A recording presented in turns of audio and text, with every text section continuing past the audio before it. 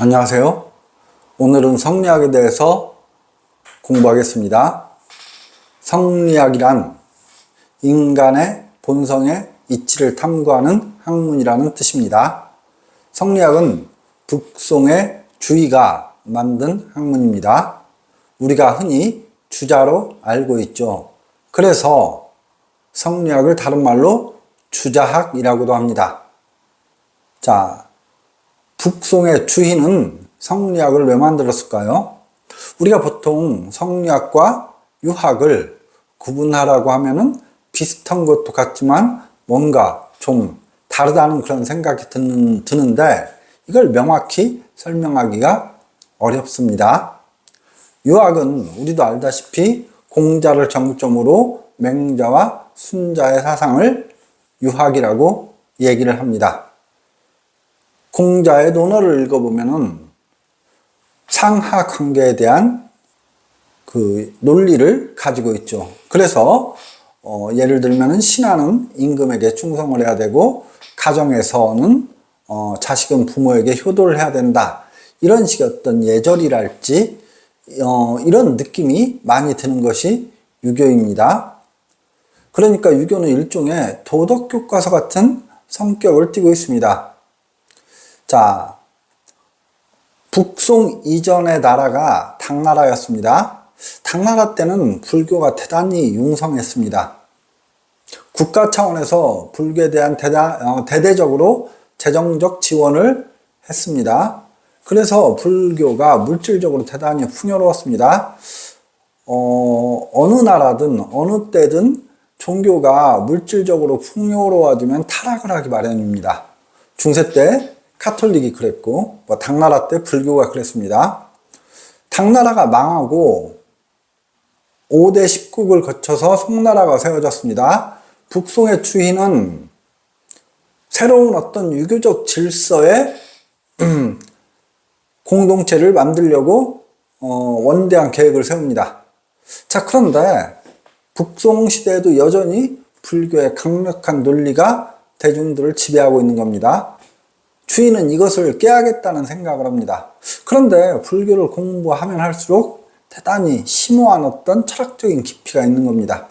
아까 제가 말씀드렸다시피 유학은 도덕적 교과서의 성격을 띠고 있다고 얘기를 했습니다. 그렇다면 불교는 철학 교과서 같은 성격을 띠고 있는 겁니다.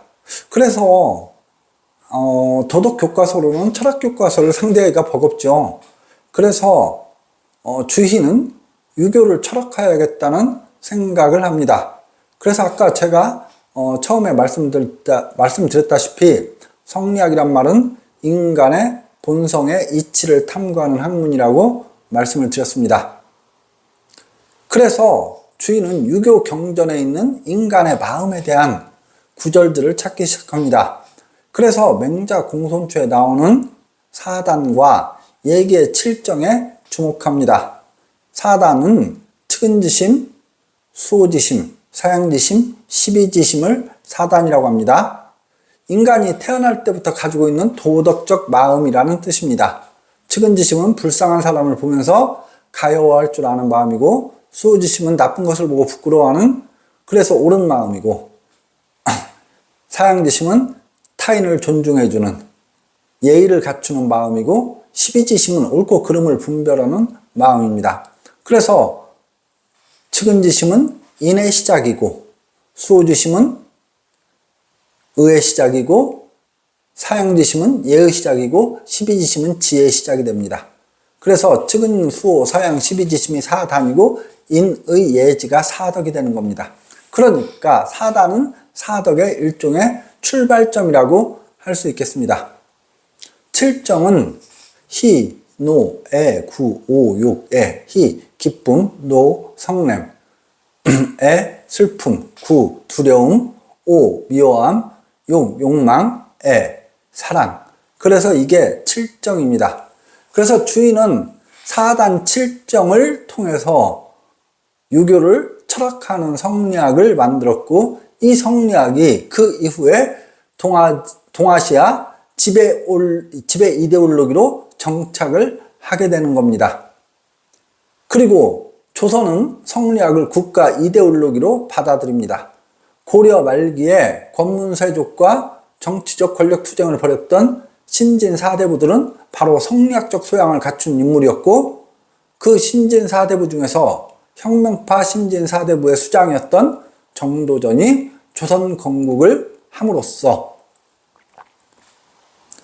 조선의 국가 이데올로기는 성리학으로 채택되는 것입니다. 오늘은 성리학이 어떻게 발생했는가를 알아보고 성리학이 조선의 국가 이데올로기가 되는 과정까지만 알아봤습니다. 다음 시간에는 사단 칠정론에 대해서 알아보겠습니다. 감사합니다.